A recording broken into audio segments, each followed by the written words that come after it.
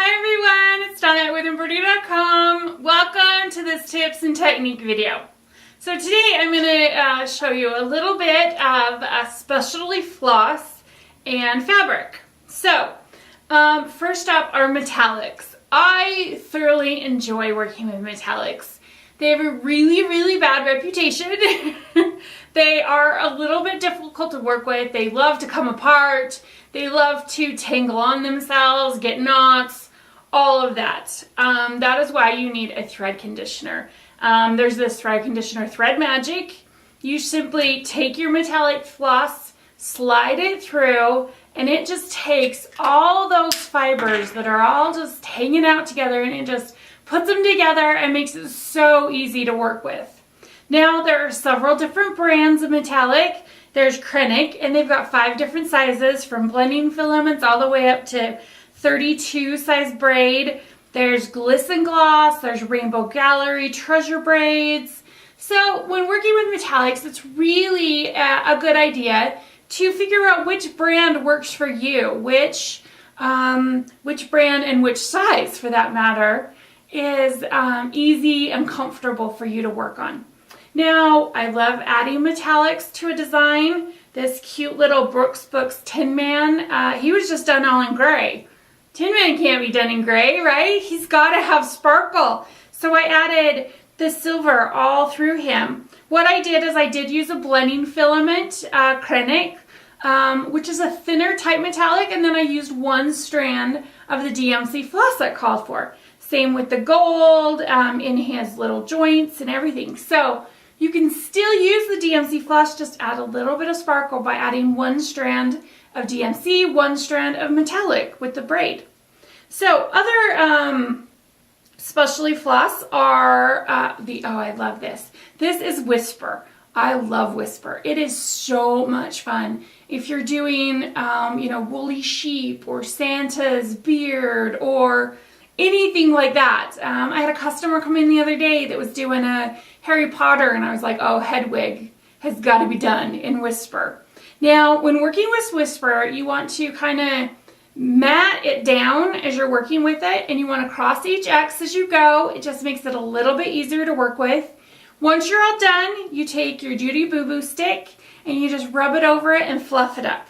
Example, this adorable Cowardly Lion from the same Brooks Books Wizard of Oz series. I did his whole mane in Whisper, and you can just see how fluffy it is. It just creates a little bit, kind of a 3D version of that stitching, and just fluffs it up. So much fun. So also from Rainbow Gallery is Arctic Rays. Arctic Rays is just a fun, fringy type yarn. Again, you'll want to cross each X as you go. I don't think there's really any matting it down that you can do, because it is just fun and fringe. So here's the Scarecrow from the same Brooks Books combo, and I did all his straw in Arctic Rays, and I think it turned out adorable. All of the straw hanging out is just in this fun fringe, and again, kind of adds a 3D element to my stitching. Now, when working with hand-dyeds, whether it's one that's got a large variation like this blue one, or one that's got a very small variation. Now, most hand-dyeds are not Colorfast. If they are, it will say on the back of the tag, it'll say Colorfast, or it will have a sticker that says Colorfast. For the Karen collection, they actually do say Colorfast, but test. So what you do is you take a swatch of the floss, put it in some water, and see if it bleeds. Now, there are so many different collections of hand-dyed. There's Karen Collection, Weeks Dye Works, Crescent Colors. Oh, actually, that's Classic Colorworks now. I keep forgetting. There's Gentle Arts. There's so many. A couple weeks ago, I did a spotlight video on the Simply Love, and we changed that to hand-dyed. And it had swoops and swirls of a heart. And I mentioned that she stitched it in a very organic way, which meant she went along with the way that heart was going. You can also do it in what I call a typewriter fashion. And if you can see here, you can see how she's just stitched row by row by row. And you can see what I'm talking about when I say typewriter. But look how perfect it looks on this design. It looks great. I mean, each one is done similar, but hand-dyed changes the whole flavor of this design. It would look much, much different if this was all solid.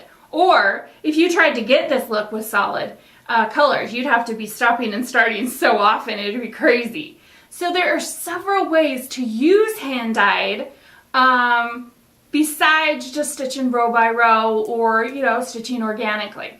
Now, when working with hand-dyed, I probably already said this, you do want to cross your X as you go because the variation in it, you wouldn't want to have a bunch of bottom stitches on the dark blue and then come back with the top, which is a light blue.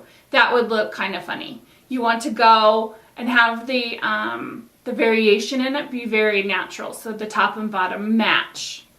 Now, I've had, again, they're not Colorfast.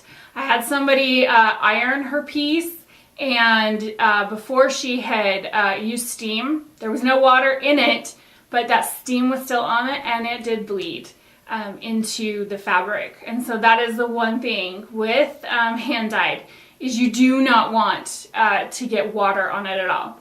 Now, same holds true for hand-dyed fabric. You don't want to get it wet because it is not Colorfast at all. And the last thing you want to do is have it bleed, or it'll fade, or both. It'll bleed into your floss will bleed into the fabric, and you've got to start over. There are so many options when it comes to hand-dyed floss or fabric. You know, for years and years we all stitched on white, black, brown, you know, cream, you know, navy. But now we've got so many variations, so many beautiful colors to choose from. And when stitching on a hand-dyed fabric, it just changes the whole feel of your design.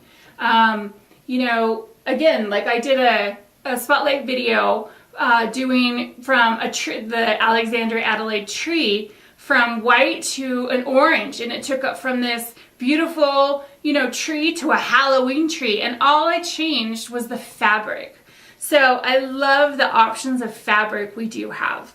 Now, because you cannot wash hand-dyed fabric, I do recommend using an easy stitch scroll frame. You know I love my easy stitch scroll frames, but the benefits are, number one, you're not going to get hand oils because you're not touching the fabric, so you're not going to need to wash it. It's less likely to get hoop burn, so you're not going to need to iron it. Not less likely, it's not likely because you're not hooping it.